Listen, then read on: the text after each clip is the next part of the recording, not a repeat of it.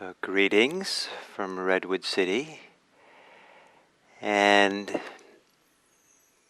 one of the cities in which we had a curfew last night. And for those of you who are living with curfew and living with many of the challenges that exist in the United States and other countries, I certainly hope that a chance to come and sit is a support, not only for yourself, but through yourself and through your meditation, a support for the people around you. So to begin, to take a posture where the posture itself supports you in being aware. Sometimes if you see a small toddler, little child, sitting upright and being attentive, you kind of get a feeling the whole body is attentive and alert, almost like all the senses are awake and open and present. And to gently close your eyes and to begin with what might seem like a very simple statement, but I believe it can be quite profound. And that is that wherever you are here. To recognize the here-ness, the sense of being here.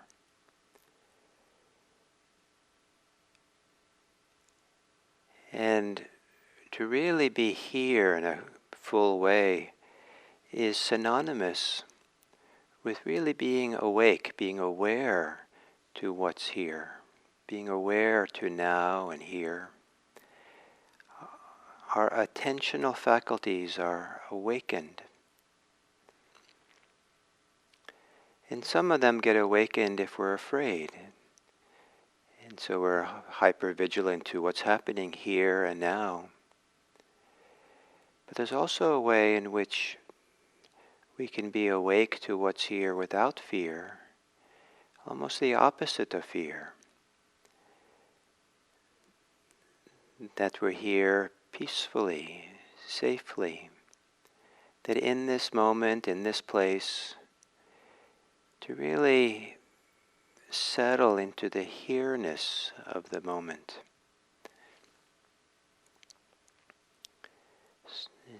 And for some people, the doorway to that is through the body.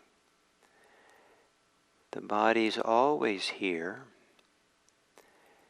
The mind may not be.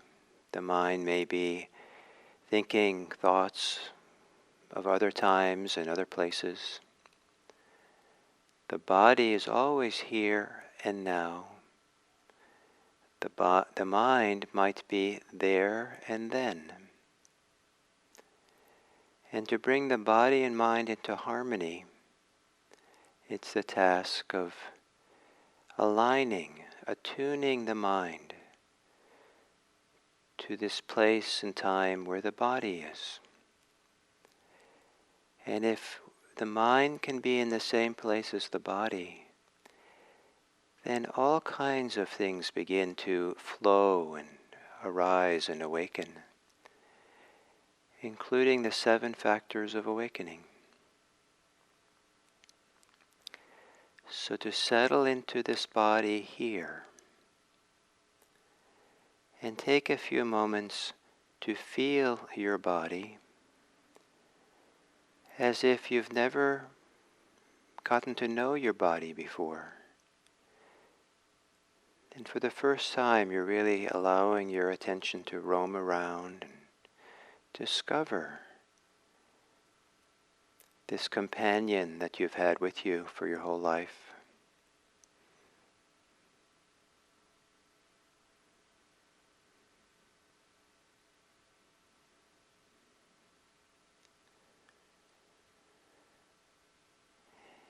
And to take a few long, slow, deep breaths in this body.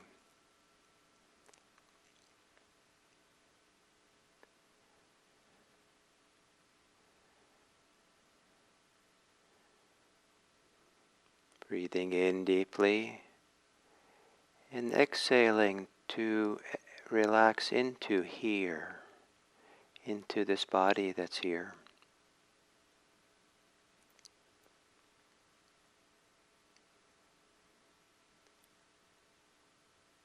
And then letting your breathing return to normal. And you might, if you'd like, very gently say to yourself quietly in the mind, the word here. This word that points to something very profound and intimate. Here. And in saying here, for a few moments, open up all the faculties of awareness that you have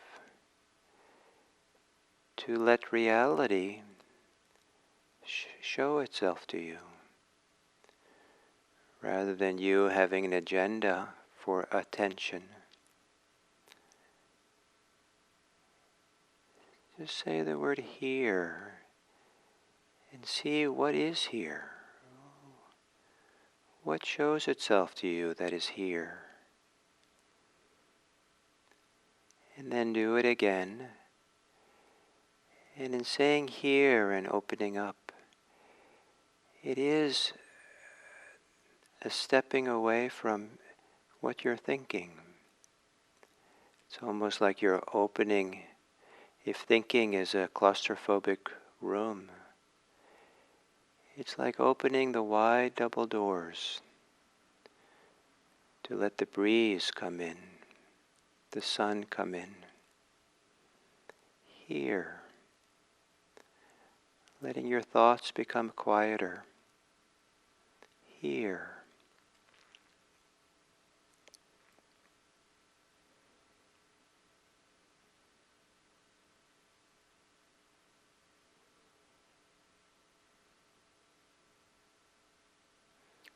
And if you do have expectations or ambitions, trying to do something, or reactive or judgmental, judging, that's also here. And there's an art to saying here, and that opening up to how things are, to open to that as well.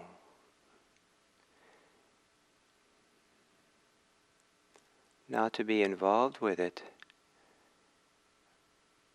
but to let that be received by attention.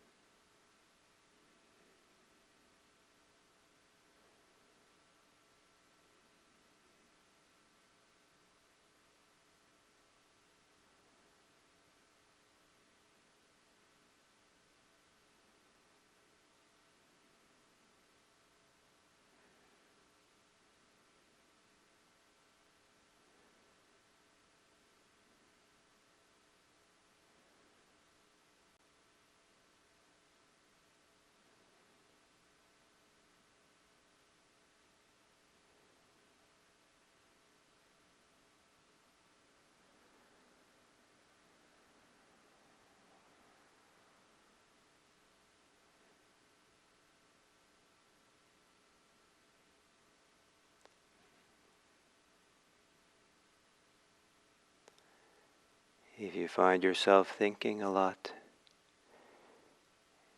the word here is a waking up to the fact that you're thinking. Here is a mind that's thinking. Here and now, this is thought.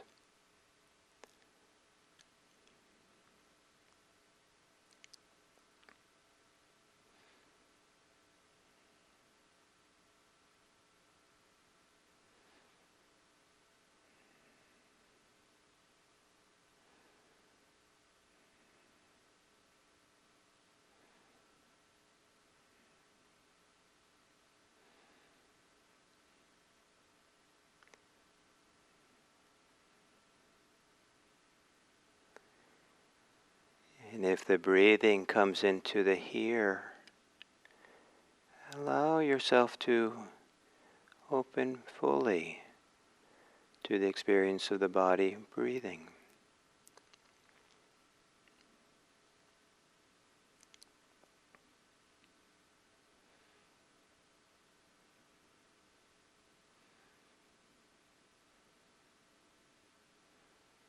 Saying here to breathing, a here that's also a kind of resting.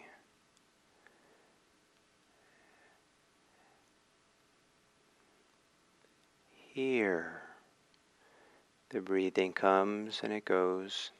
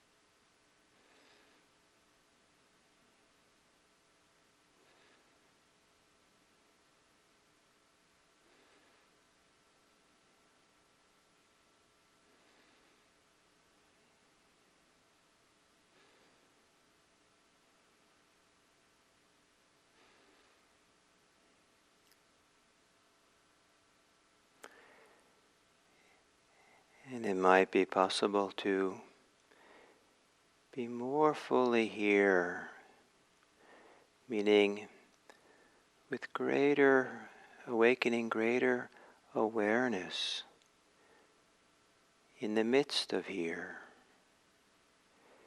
By after you say here, follow it with the word what. What is this? Not to answer the question or analyze, but to keep allowing yourself to feel, to sense, to perceive, to register more fully the experience of what's here. If you're feeling breathing, what is this breathing? If you're thinking a lot, what is this experience like to be thinking? Not what you're thinking about,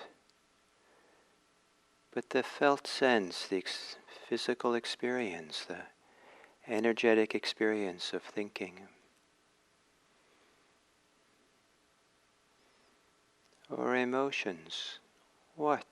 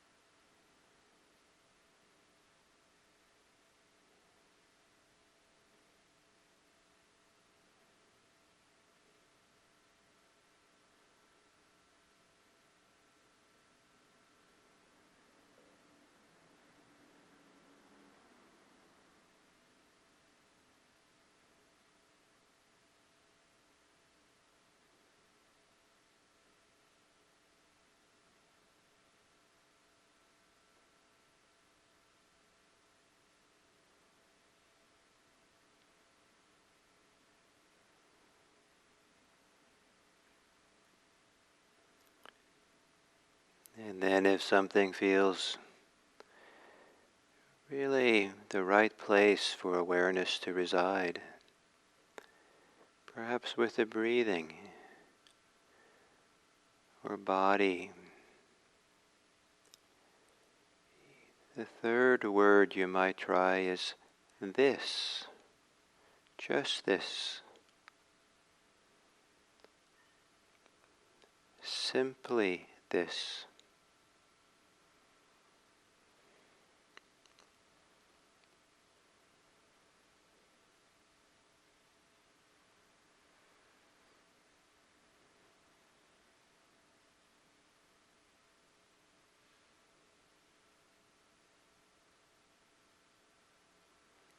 And each time you say these words, here, or what, or this,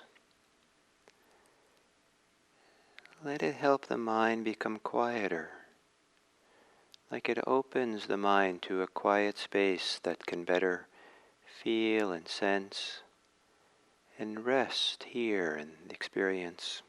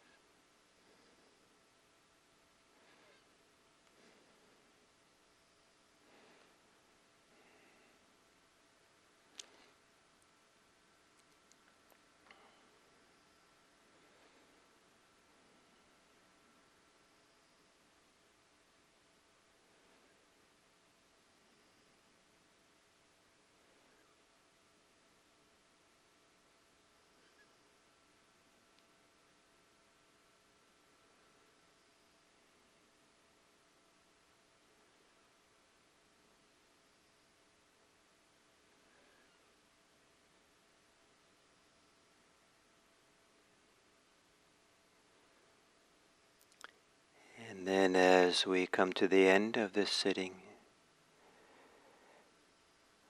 I'd like to suggest that the practice of here, really being present, really being awake with our attention, being a witness to our life, our experience, the world, that the word here, H-E-R-E, regularly transforms into the word H-E-A-R.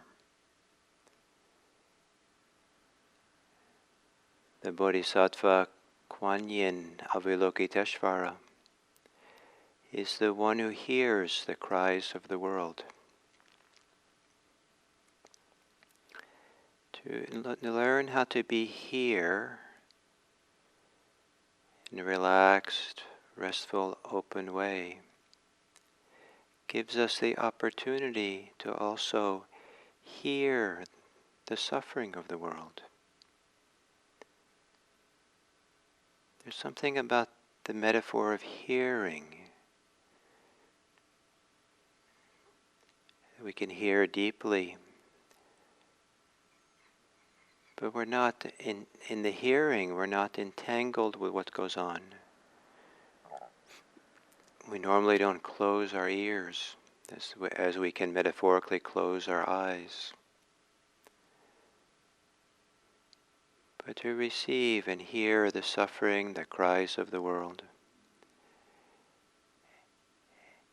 And always to include all beings in your heart. To cast no one out of your heart.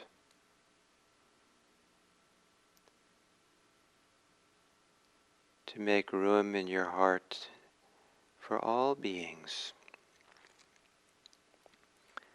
And perhaps this practice of waking up is also a practice of expanding and enlarging our hearts. So there's space for all beings.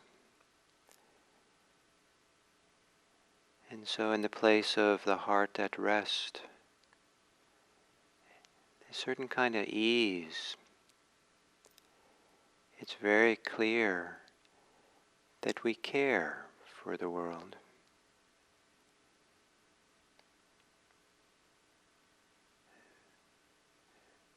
That we would like our life, how we behave, what we say,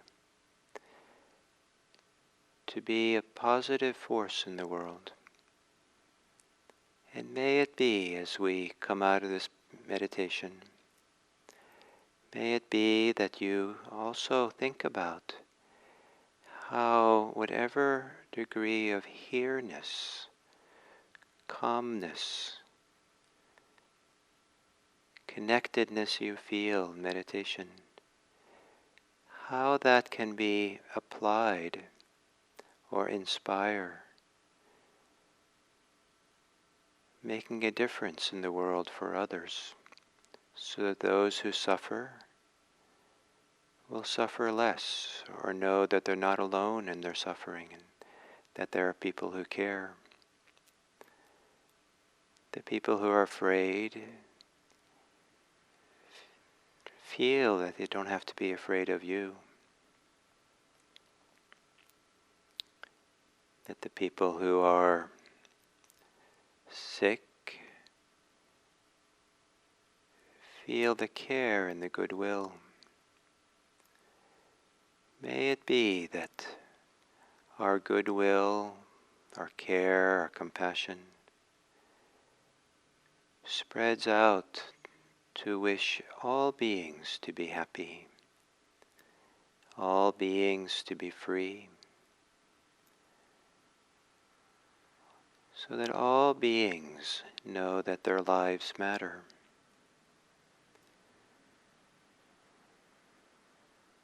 So that those who are oppressed and been ignored by societies no longer feel ignored or marginalized.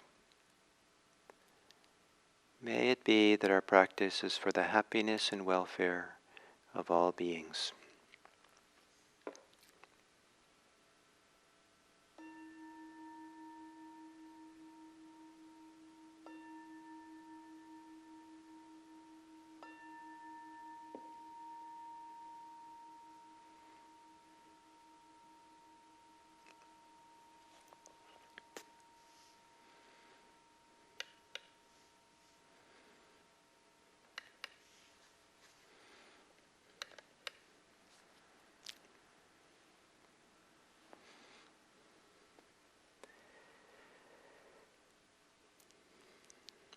So then we come today to the third factor of awakening, and during these 7 days of this week, at these 7 o'clock sittings, we'll go through the 7 factors of awakening, Saturday and Sunday as well. So the third factor is the factor of effort, and it could be it's appropriate to translate this word. It's the effort factor of awakening, virya, as heroic effort. Now, I've had a complicated relationship with the idea of effort in practice, so much so that I have my early years, or still, I put a lot of effort into practice, but I didn't see it as effort. And for me, effort was kind of a bad word. It's kind of like work, which was kind of not such a welcome thing, or the idea of working at something, meditation. And I associated effort with, I don't know, somehow striving or pushing or doing something more than just, adding something to the experience. But slowly over time, I've learned to recognize that I actually put in a lot of effort in practice, but the effort arises, the effort that really works, that's the magic effort or the alchemy that really helps meditation unfold, is not a self-centered effort. And it's not the effort of striving or pushing or contracting. It's not an effort that is exhausting. I've done plenty of that. But rather, it's an effort which the system, the psychophysical system, almost wants to do. It's kind of like almost like a natural flow of aliveness. And that as practice and meditation practice develops, there's more and more of the sense that there's a current of effort, a current of energy or engagement that is what the system wants, is how the system is. It's not much different than, again, a little toddler who is completely involved in putting effort into playing a game or playing with blocks or playing in the sand and, building a little sandcastle or something. There's an effort there, but it's not work per se. It's more like play, that the effort of play. And it can be a lot of energy in play, but it doesn't feel like it's effort to play. So the word heroic engagement, to really, this is important what we do, and to give ourselves to it. So it's helpful to kind of to understand each of these factors of awakening, to see how they continue and build on the previous one. So the first factor of awakening is a factor of awakening of sati, of awareness, mindfulness. And that's really developing and establishing ourselves in the present moment, in our present moment experience, so we can experience it, feel it, be alive to it in a more vivid way. Not because we're working at it, but because the senses, our attentional apparatus is really available to receive and feel and experience and perceive what's happening. And it's a kind of a restful place to be, this opening to attention. And then as that becomes more acute, and maybe that's not the best word, more sharp, so there's greater clarity of awareness of what's happening in the present moment. Again, not because we're working at it, but because we've cleaned the glasses that we're wearing, or we've cleaned the windows of the windshield of our car. Now, oh look, we can see much more clearly. Or the smog has cleared, and we can see the mountains, and we see them with some clarity and with the details in distance. So we start seeing the distinctions of things. Things are not a blur. We see things clearly. And as we begin seeing things clearly, we start seeing the distinction between what is skillful and not skillful, what is helpful and not helpful. And there's two areas of that. What is helpful for where attention goes, and what is helpful in terms of how to be when we're attentive. So for example, if I'm sitting meditating and I'm trying to stay with my breathing, but my mind is just chattering away and, 60 miles a minute, then at some point I might realize, where attention needs to be, where it's wise and helpful, is really bring attention to this high energy, agitated mind and hold it in awareness. Hold it in the open palm of awareness. Don't try to fix it. Don't have a problem with it. Don't try to push it away. Don't be upset with it. Just be with it.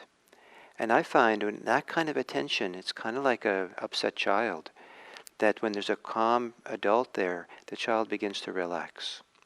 So the mind also, if we can learn to bring attention to it. So two things happened in that example. One is I decided it was helpful, skillful, to bring attention to the busy mind. It was also helpful that how I paid attention to it was important. That I paid attention in a kind of non-judgmental, non-critical, non-striving, non-probing or working or pushing or fixing kind of way, just open to it, but open in such a way that I wasn't involved in it, I wasn't entangled with it, but I was kind of a spacious awareness, kind of an open, the mind is open to see it and allow it. Then something begins to thaw or relax or settle. So, but with time, we start seeing these distinctions, what's helpful, what's not helpful, and so where the attention is useful to put the attention, and how to put the attention there. The choices we make around those two things is the right effort, is the right courageous effort sometimes. We do make some effort in this practice, meaning we do make some choices about how we are, what we do. And in meditation practice, a lot of that has to do with a choice about what we do with our attention. So pay attention to what is skillful, what's helpful. Now sometimes that means that with the breathing, for example, or sensations of the body, or whatever we're paying attention to in the present, sometimes it's skillful to pay attention to what is pleasant. If there's a strong tendency towards paying attention to the problems and what's unpleasant and the difficulties kind of take over, then sometimes it's wise to choose specifically what is pleasant and enjoyable in practice. If all things are equal, sometimes it's useful to kind of orient yourself a little more to what's pleasant, like in the breathing. Find out what's pleasant, enjoyable about the breathing.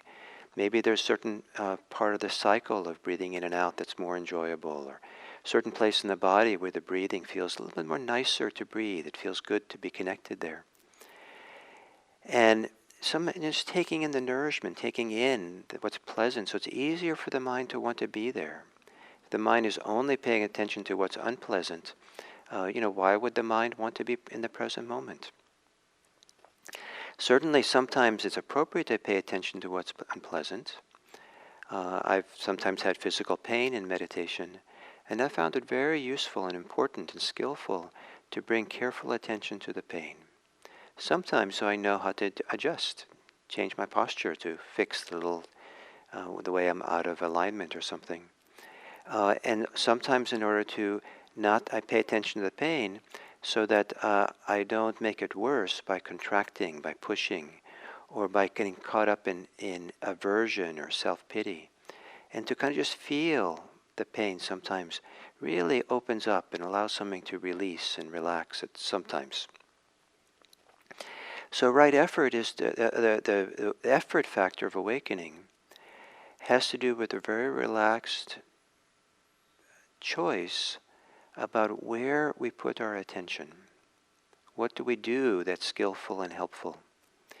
And awareness is one of the great resources we have. I think of awareness, attention, to be a little bit like a food.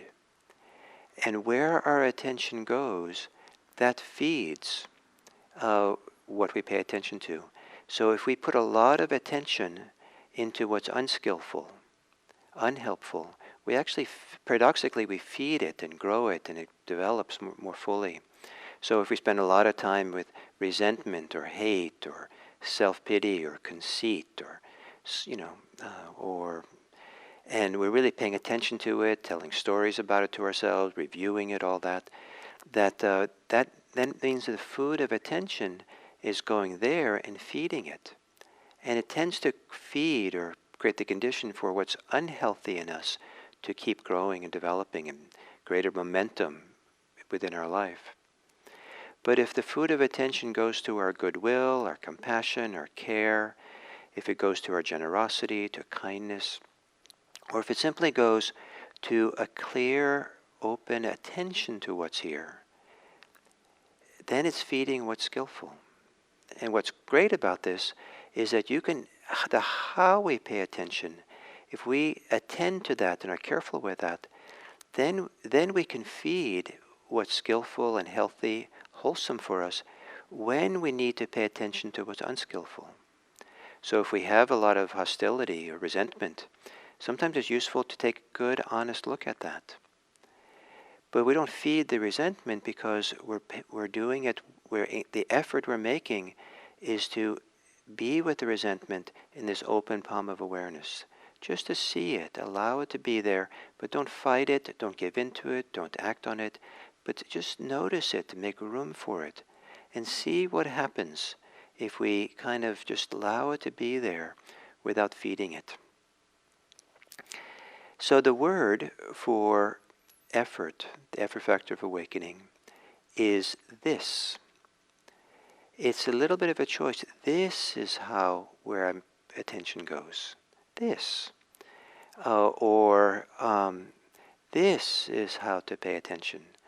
Because we have enough clarity, we can recognize where it's useful to pay attention. This. Or how to pay attention with this kind of attention. And so this choice is a little bit like a recognition. Oh, this is how to do it. So that as the mind becomes more here, and we see more clearly what's here, it isn't so much that we choose in the abstract, oh, it's a good idea to be this way. It's more like we recognize, oh, here it is. This is the corner. This is the way to be. Here it is. This is where the engagement is. This is what I feed. This is what I allow. So, here, the factor of awakening of mindfulness. What? The factor of awakening of investigation, differentiation of dharmas. And this, the factor of awakening of effort. May your ability to recognize this is the right place for your effort to be give birth to a heroic effort. What you do is important. You are important. Let your effort flow into caring for yourself and the world. Thank you.